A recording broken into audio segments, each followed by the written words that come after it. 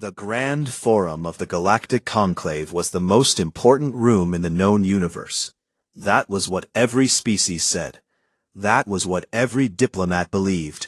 It floated in space on a station called Aethon Prime, a massive structure of glass and metal that orbited a quiet, neutral star far from any single world. 214 species had a seat inside that room.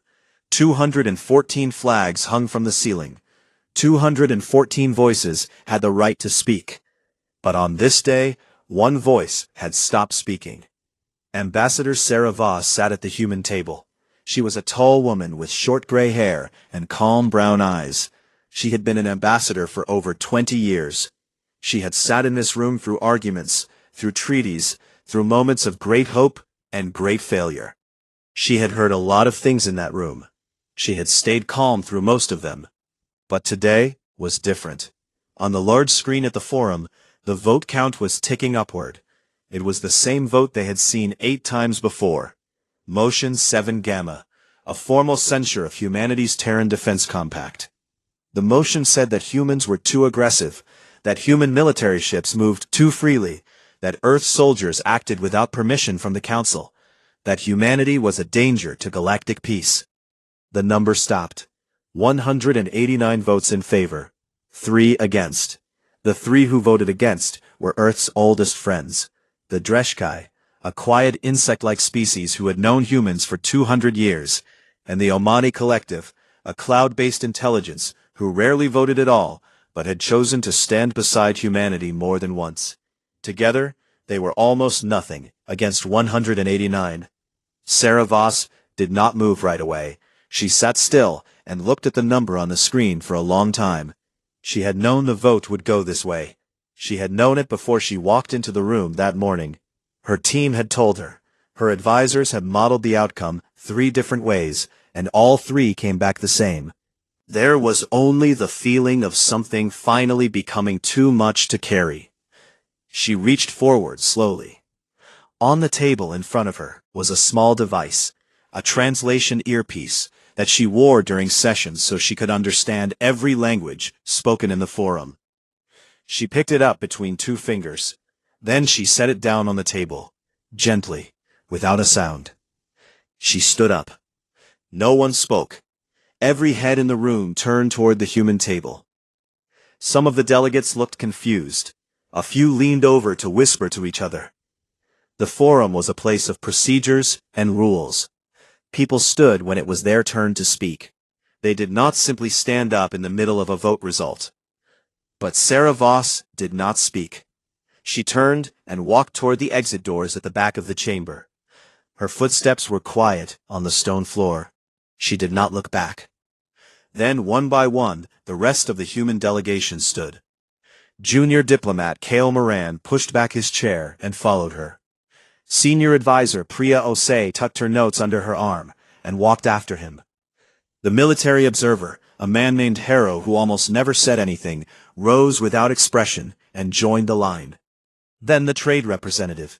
Then the science envoy. Then every other human in the room. They walked out in a single line, quiet. No shouting. No final words. No turned heads or dramatic pauses. They simply left, as if they had somewhere more important to be. The doors closed behind them. For a moment, the forum was completely silent. That almost never happened. The forum was always full of noise. Whispers, shuffling, the hum of translation devices, the soft chime of voting systems. But right now, there was nothing. 211 species stared at 11 empty chairs and an abandoned earpiece sitting in the middle of a smooth table. High Speaker Orvan of the Valkyrie hegemony broke the silence first. He was a large creature with 4 arms and a wide flat face that rarely showed emotion. He had been the one to table the censure motion. He had done it all 8 times before, and this 9th time had felt like a victory. He leaned toward the delegate beside him and spoke in a low voice. "Good," he said. "Let them sulk." His colleague gave a small laugh. A few nearby delegates seemed to relax. Someone started murmuring about moving on to the next item on the agenda. It seemed to most of the room like a minor drama that had already ended. But not everyone felt that way. In the far left corner of the forum, far from the Velkari table, sat Councillor Dren of the Tharn. He was old, even by Tharn standards, which meant he was very old indeed. His species had been in this forum longer than almost any other. They had watched empires rise and fall, watched species come to this table full of pride and leave it broken, watched the slow and patient turning of galactic history. Dren did not lean over to whisper. He did not smile or relax. He sat perfectly still and stared at the empty human chairs with dark, unblinking eyes. His thick fingers were pressed flat on his table. His breathing was slow. Around him, the forum began to return to its usual noise. Delegates talked. The next agenda item was being called up. The empty chairs were already being treated as if they meant nothing. But Dren kept staring at them. And the longer he stared, the heavier something grew inside his chest. It was not sadness. It was not anger. It was something older than both of those things. It was the feeling that comes when you have read enough history to know what certain moments mean before anyone else does.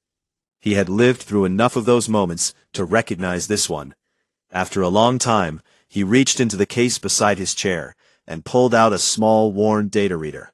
He pressed a few buttons and began scrolling through very old records. Records that most counselors had never read. Records from 300 years ago, from the first decades after humanity joined the forum. He read for the rest of the session. He did not say a word to anyone.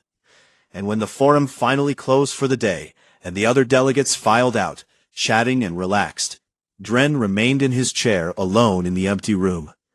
The lights had dimmed. The flags hung still. The 11 human chairs sat cold and empty across the chamber. He looked at them for a long time.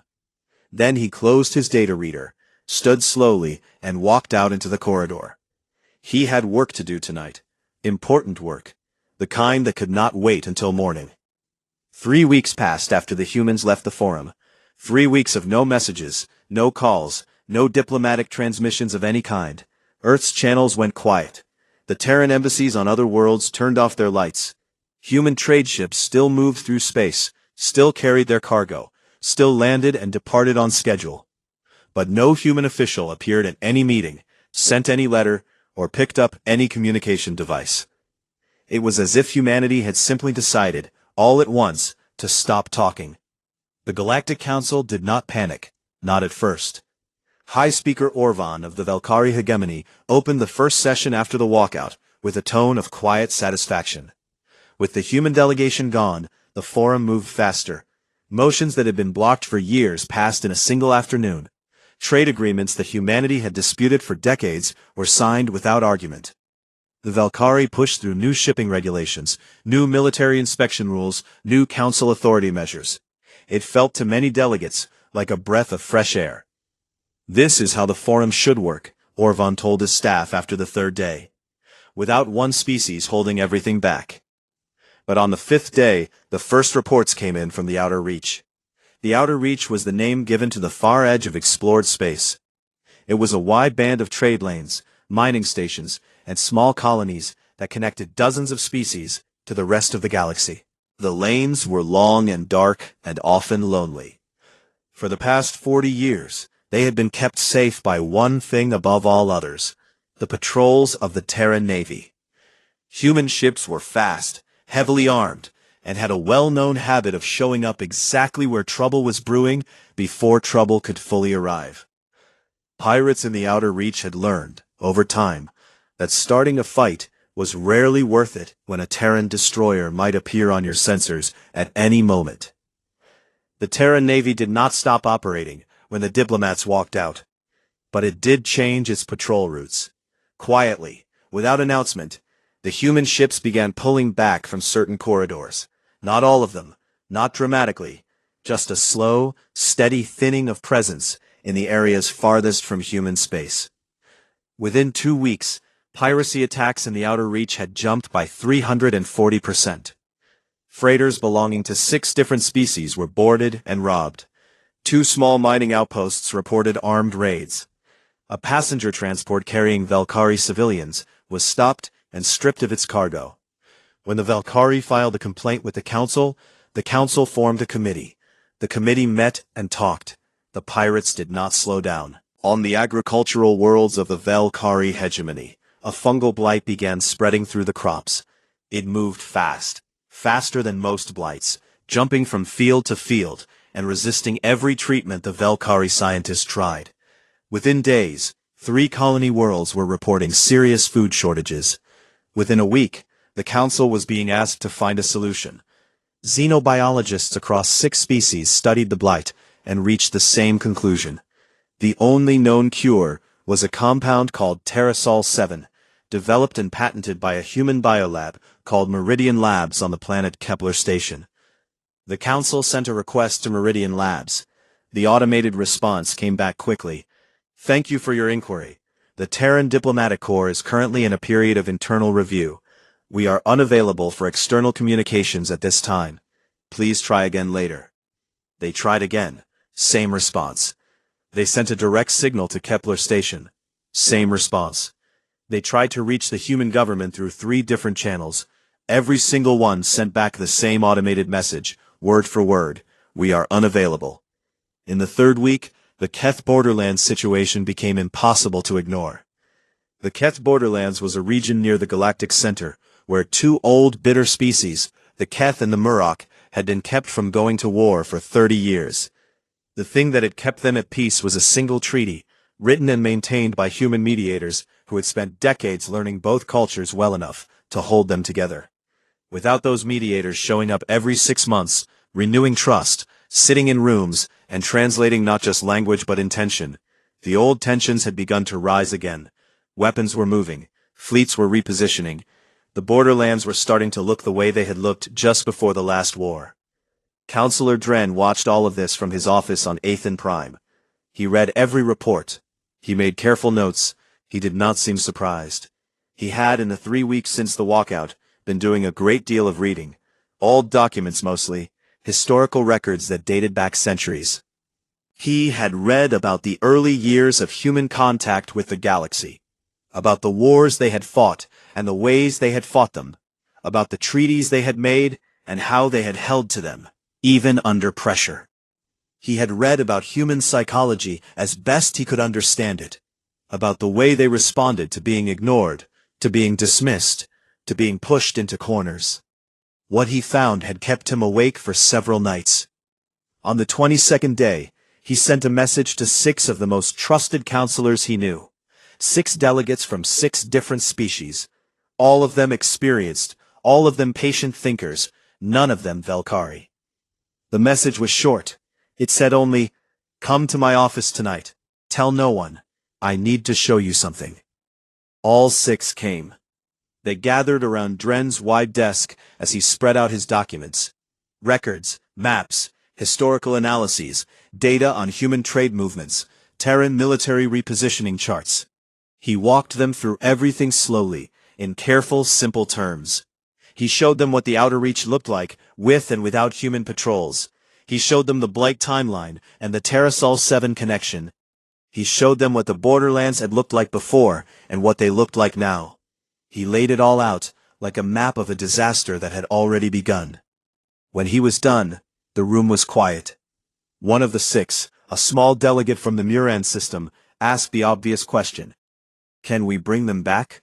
Can we simply send an apology and restore the relationship? Dren was quiet for a moment. Then he said something that none of them forgot. Perhaps, but we need to understand something first. This situation, these 3 weeks of problems, this is not them punishing us.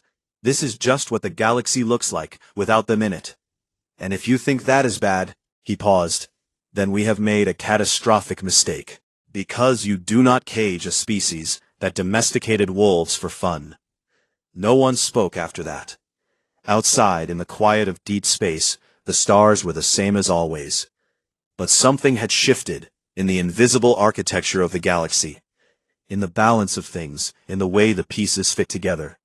Most of the council had not felt it yet. They were still busy celebrating the easier votes and the faster sessions and the motions that had finally passed. But Dren felt it. And so, somewhere very far away in the direction of human space, did Ambassador Sarah Voss. She was not sulking. She had never been sulking. She was working. New Geneva was not a dramatic city. It sat on a wide plateau in Central Europe, surrounded by mountains and old forests, and it looked like what it was. A place where serious people came to do serious work. The buildings were clean and functional. The streets were quiet and well-maintained. There were no statues of great military leaders, no arches built to celebrate conquest. The city had been chosen as the home of the Terran Diplomatic Corps, specifically because it had no loud history to get in the way of clear thinking. Ambassador Sarah Voss had an office on the 4th floor of the main building, with large windows that looked out over the lake. She had barely left that office in 3 weeks, not because she was upset, not because she was waiting for someone to apologize. She was there because she had an enormous amount of work to do, and she preferred to do it where she could see the water. The people who thought she had walked out of the forum in anger had misread her completely. She had not walked out in anger. She had walked out because she had run the numbers, studied the situation from every angle, and reached a cold and logical conclusion. The forum as it currently existed was not working for humanity. And if the forum was not working, then humanity needed something that did work. The question was how to build something better. She had started building it before she even sat down on the transport home from Aethon Prime. The first calls she made were to the Dreshkai and the Omani Collective, humanity's 2 old allies. Those conversations were long and careful. The Dreshkai were cautious by nature, but deeply loyal, and they had grown frustrated with the Council too, though they had never said so publicly. The Omani Collective communicated in strange, layered ways that most species found hard to follow. But Voss had spent years learning how to listen to them. Both agreed to meet. Both agreed to keep the meetings quiet. Over the following weeks, those quiet meetings grew into something larger. Word reached a few smaller species that were unhappy with the Council's structure. Species who felt ignored and overlooked, whose requests went unheard, and whose problems were never placed high enough on the forum's agenda. They sent their own quiet messages. They asked if there was room for them at the table. Voss said yes. At the same time, the Terran Navy was moving. Not charging or threatening, moving. The kind of movement that looks like routine logistics if you are not paying close attention, but that anyone with real strategic knowledge would recognize immediately. Human ships were spreading across the outer reach, not to patrol every old corridor exactly as before, but to position themselves at key points, fuel stations, cargo hubs, narrow corridors where any major trade route had to pass. They were placing themselves where they would matter most if things became difficult, where their presence or absence would be felt most sharply.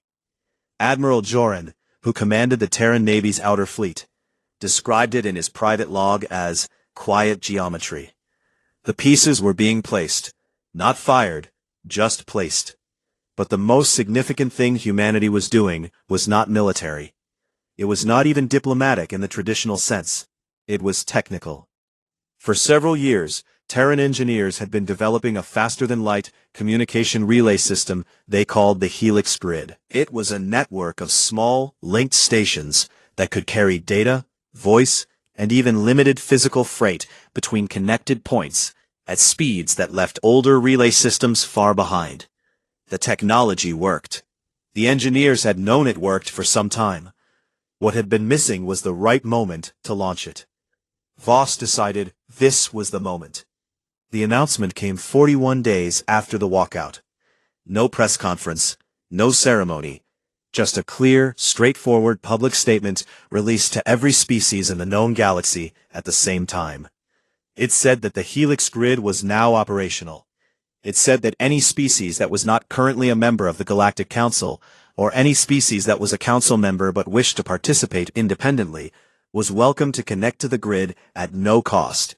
Zero fees, no contracts, no political conditions of any kind. All you had to do was ask. The Council's power had always rested on 3 things: controlling communication between species, managing trade routes, and providing security. The Forum was the place where all 3 came together. Species needed the Council because without it, They had no reliable way to talk to each other, no guarantee their trading ships would be safe, and no body to settle disputes. The Helix Grid was a communication network that was faster and cheaper than anything the Council controlled. The Terran Navy's repositioning was making it clear that safety in key areas depended on human cooperation, not Council authority.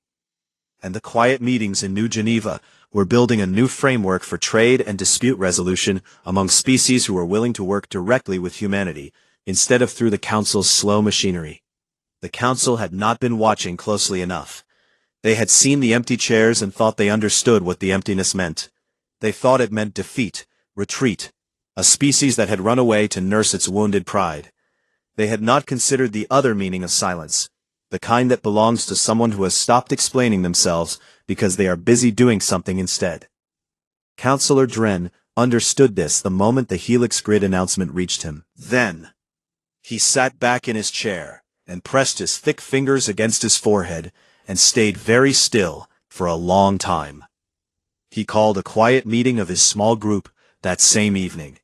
He laid out the Helix Grid announcement alongside his charts of the Terran Navy's movements and the list of species that had requested meetings with Voss in New Geneva. He showed them what the picture looked like when you put all three things together. The delegate from the Murin system went pale. They were not retreating, she said softly. They were building. Yes, Dren said. They built a replacement. They built an option, he corrected. Which is more dangerous? A replacement means they want to destroy what we have. An option means they can simply walk away from it whenever they choose. It means we need them far more than they need us, and they have now made that visible to every species in the galaxy. 14 small and mid-sized species formally requested observer status in the emerging Terran-led coalition within the week. Not members, not bound by any treaty, just observers, watching, considering, wondering if perhaps there was a better arrangement available than the one they currently had. The forum's walls, which had always seemed so permanent, so foundational, so obviously necessary, had started to feel much thinner. In New Geneva, Voss ate dinner alone at her desk, looking out at the dark water of the lake. She was not celebrating. There was nothing to celebrate yet. But she was not worried either. The work was going the way she had expected it to go. She picked up her cold cup of tea, took a sip, and went back to her notes. The emergency grand session had never been called without humans present. In the 312 years since the Galactic Council first formed, there had been 11 emergency grand sessions. Every single one had included a human delegation. That was not a coincidence. Humans tended to be involved in emergencies. Now, on the morning the 12th emergency grand session was called, the human table sat empty, and for the first time in a very long time, the conclave felt genuinely afraid. The forum hall was full. Every delegate had come. Even species who rarely attended regular sessions had sent their senior representatives. There was a mood in the room that was hard to name exactly. It was not quite panic. It was the feeling that comes just before panic, when you can see what is heading toward you, but have not yet fully accepted that it is real. High Speaker Orvan opened the session with the confidence he always used when he was uncertain. He laid out the situation in clear, hard terms. Piracy in the Outer Reach had not slowed down. The Valkyrie blight was spreading to a fourth colony world. The Keth borderlands were one incident away from open war. 14 species had formally asked for observer status in the Terran-led coalition. And the Helix Grid, a faster and cheaper communication network controlled entirely by humans, was now open and accepting connections. The situation is serious, Orvan said, but it is manageable. The Council has the authority and the resources to address each of these issues independently. What we must not do is allow fear to guide our decisions. He then proposed that the Council consider military options to pressure humanity back to the Forum. The room went very quiet when he said that. Not because the delegates were outraged, but because for many of them, something in that proposal felt deeply, instinctively wrong in a way they could not immediately put into words. It was the kind of wrong that lives in the stomach before it reaches the brain. Councillor Dren requested the floor. He was given it, partly out of respect for his age, and partly because everyone in the room had noticed how quiet he had been over the past several weeks. And quiet from Dren usually meant something worth hearing. He walked to the central speaking position slowly. He did not carry notes, he had not prepared a formal speech. He simply stood at the center of the forum and began to speak in a low, steady voice that carried easily in the silence. "I want to talk about history," he said. "Not old, abstract history, recent history. The history of one species and what that history tells us about the choice High Speaker Orvan has just suggested we consider." He began with the early years of human contact with the galaxy. He talked about the first war humanity had fought with another species, the Renki conflict, which most of the Council had dismissed at the time as a minor border skirmish. It had not been minor. The Renki were a technologically superior civilization with 3 times humanity's military capacity. The war lasted 11 years. Humanity won, not through a single great battle, but through a sustained, grinding, inventive campaign that exhausted the Renki at every level. The Renki had been certain that superiority in weapons and numbers would end the war quickly. They had been wrong. Humans did not fight the war the Renki expected them to fight. They kept changing. They kept adapting. They kept finding ways to make the fight cost more than it was worth. "Every time humans have been cornered," Dren said, "they have innovated. This is not luck. It is a deep pattern in their nature. They do not accept the terms of a problem as fixed. They change the terms." He moved to the second point. He talked about the period 40 years ago when a coalition of 3 mid-sized species had tried to isolate humanity economically, blocking trade routes and cutting off key supply chains. The coalition had expected humanity to negotiate from weakness. Instead, within 18 months, humans had built alternate supply chains, developed new trade partners, and created several technologies specifically designed to make the original routes unnecessary. When the coalition finally offered to negotiate, the humans agreed, but the balance of the negotiation had completely reversed. "Every time humans have been humiliated," Dren said, "they have organized. They do not scatter. They do not become bitter and ineffective. They build something, usually something the people who humiliated them did not anticipate and do not know how to respond to." He moved to the third point. He talked about the long record of human patience, the times they had waited, the times they had been dismissed or looked down on or left out of important decisions, and had simply kept working, kept growing, kept expanding their knowledge and their reach and their relationships across the galaxy, without making a dramatic show of it. "Every time humans have been dismissed," Dren said, "they have outlasted. They are not the fastest species we know. They are not the strongest. They do not have the longest lifespans. But they have a quality that is difficult to describe and impossible to underestimate. They do not give up. They do not lose themselves. They hold on to their purpose through almost anything." He paused. The chamber was absolutely silent. 211 species were listening with complete attention. "There is one more thing," he said. "The military option. I want to address it directly. Humanity is the only species in recorded history to have won a sustained war of attrition against a Type 3 civilization. A species with energy production that dwarfs ours. A species that had been spacefaring for 600 years before humans left their own planet. Humanity fought that war for 22 years and won it not by matching the enemy's strength, but by making the conflict too exhausting, too unpredictable, and too expensive for the enemy to continue. They are not a species you can simply apply pressure to and expect to break. Pressure does not break them. Pressure informs them." He looked around the room, at the Velkari table, at the empty human seats, at the faces of 211 delegates who had, many of them, spent the past 2 months feeling like they had solved a problem by getting rid of a difficult voice. "We have not solved the problem," Dren said quietly. "We have created one. And the solution to it is not to escalate. The solution is to apologize. Genuinely. Not as a formality. As an acknowledgement that we were wrong and that we want them back not because we need them, which we very clearly do, but because this body is not what it claims to be without them." High Speaker Orvan sat very still. His 4 hands were flat on the table. His wide face showed almost nothing. "And if they refuse?" Orvan asked. Then we pray, Dren said, that they still need us for something. Because based on what they have built in the past 60 days, I am not entirely sure they do. 3 days later, a Valkyrie scout ship that had been sent to observe Terran space returned to Aethan Prime early. Its crew filed into the debriefing room without speaking to anyone. The captain submitted a classified report that was immediately sealed at the highest level. Only Orvan read it, and when he was done, he closed it, set it face down on his desk, and did not move for a very long time. The captain's personal log, which was not classified, contained only one entry from the mission. It was 6 words long. They knew we were coming, already.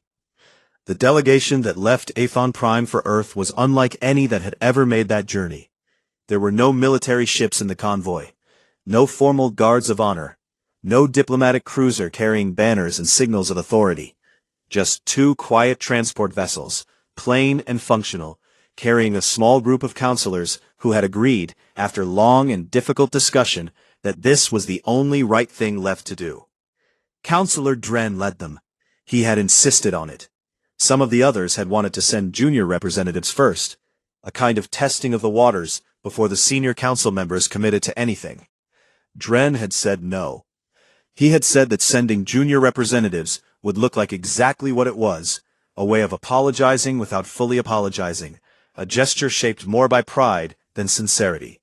If they were going to do this, they were going to do it properly. The council's most senior available diplomat was going to walk to humanity's door, not send a message that humanity could choose to ignore. The journey to Earth took 4 days. Dren spent most of it in his small cabin, reading. The other 5 counselors were quieter than usual. There was not much to say that had not already been said in the long meetings that preceded this trip. Everyone understood what the situation was. Everyone understood what was being asked of them. The hardest part had been getting to the point of actually going. Now they were going, and the silence of deep space around the transport felt appropriate. They were met at the orbital station above Earth by a human customs official who was polite and thorough and said almost nothing beyond what was strictly necessary. They were then transferred to a surface shuttle. No escort, no ceremony. The shuttle descended through the atmosphere and landed at a small facility outside New Geneva, a plain building surrounded by grass and low trees. A human staff member showed them to a waiting room and offered them water. They waited for 18 minutes. Dren noted the time. Then the door opened, and Ambassador Sarah Voss walked in. She was dressed simply. She wore no formal diplomatic dress, no symbols of office, no decorations or awards that would typically be worn by a senior ambassador meeting a foreign delegation. She wore plain, dark clothes. Her short gray hair was neat. Her expression was calm and completely unreadable. She sat down across the table from the 6 counselors and folded her hands in front of her and waited. The room had no flags, no official seals on the walls, no translation devices visible, though a small panel near the ceiling would handle language without needing them to wear anything. There was a window with a view of a garden. The garden was very quiet. Dren had thought carefully about what he would say when this moment came. He had written several versions of an opening statement and discarded them all. In the end, he had decided that the only right beginning was the simplest one. "We were wrong," he said. "Not just about the censure votes, about the way we treated your species for a long time. We allowed one bloc to define you as a problem to be managed rather than a partner to be respected. We let that go on too long. We are here because we want to change that, and we understand that saying so is not enough. We are prepared to discuss what change actually looks like." Voss listened. She did not nod. She did not lean forward or show any sign of being moved. She just listened, and when he was done, she was quiet for a moment. Then she picked up a thin document from the table beside her and slid it across to him. "These are humanity's conditions for returning to the Forum," she said. "They are not negotiable in their core structure, though the implementation details can be discussed. I want you to read them before we talk further." Dren read. The document was not long. It was written in plain language without legal decoration. It asked for 4 things: a reform of the censure system so that no single bloc could use it as a repeated political weapon, full and equal standing for every species allied with humanity, specifically the Dreshkai and the Omani collective. Dissolution of the arrangement that had given the Velkari hegemony effective veto power over Outer Reach security decisions, and shared human co-administration of the Outer Reach lanes, formalized in a binding agreement rather than the informal arrangement that had existed before. Dren read it twice. Then he passed it to the delegate beside him. It moved around the table in silence. When the last counselor had finished, Voss spoke again. "I want to be clear about something," she said. "We are not returning to the Forum because we need it. We are returning because we believe the galaxy benefits from having one, a functioning one, and we are willing to work to make it functional. But we are not willing to work inside a structure that treats us the way we have been treated. There is also something you should know," she continued. "The Helix grid is already fully operational. The bilateral trade agreements we have been building are in effect. The coalition we have been developing includes 22 species as of this morning. None of that stops because we return to the Forum. We are coming back as members, not as dependents. We are choosing to be part of this because we think it is worth having. That is very different from having no other option." The room was quiet for a moment. One of the counselors, a young delegate from the Sori collective who had said very little during the journey, spoke up carefully. "Why come back at all? You have built something that works. Why do you need the Forum?" Voss considered the question. It was a fair one. "Because 2 systems is better than 1, she said. "Because there are species in that Forum who still need it, who still rely on it, and who do not deserve to lose it because of the failures of a small group. Because the Forum, fixed properly, is a good thing. It has done good things. It can do more. We are not interested in tearing it down. We are interested in it working the way it was supposed to work. And because my people are not, despite what some of your colleagues seem to believe, motivated primarily by revenge or self-interest. We want the same thing we have always wanted. A galaxy where things are handled fairly and carefully, and with some genuine respect for every species sitting at the table." The council agreed to the terms. Not immediately. There were 2 more days of careful, detailed conversations in that plain room with the guard in view. There were moments of difficulty, and a few points where the discussion grew tense. But the core terms held. Dren signed his name to the agreement on behalf of the council. Voss signed for Earth. 3 weeks later, Ambassador Sarah Voss walked into the Grand Forum of the Galactic Conclave for the first time in 2.5 months. Her full delegation walked behind her. They moved down the long central aisle between the rows of delegates, past the flags of 214 species, toward the 11 chairs that had stood empty since that quiet afternoon when she had picked up her translation earpiece and set it down. As she entered, something happened that had never happened before in the Forum's 300-year history. The chamber rose, not in applause. There were no cheers, no dramatic sounds, just the quiet, uniform movement of 211 species standing up as she passed. Dren, who was already seated at his usual place, remained sitting, but his thick head bowed slightly, a Tharn gesture that his species reserved only for those they considered foundational to the order of things. Voss reached the human table.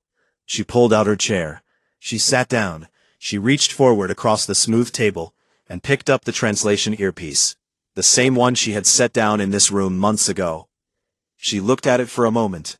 Then she placed it carefully back in her ear. The Forum session began. Outside on the Helix grid, 22 species were talking to each other in real time.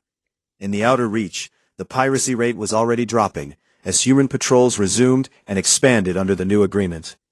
In the Keth borderlands, a human mediator had arrived, and begun the patient, careful work of lowering temperatures. On a Velkari colony world, the first shipment of Terrasol 7 from Meridian Labs was being administered to the blighted fields. The galaxy did not stop being complicated. It never did. But something had settled, the way things settle after a storm, back into a shape that worked, that made sense, that could hold. Later that night, in his small office on Aethon Prime, Counselor Dren wrote a single line in his personal record. He was not sure anyone else would ever read it, but he wanted it written down somewhere, as clearly and simply as possible, so that it would exist. The chair had never really been empty. It had been a mirror, and the council had not liked what they saw.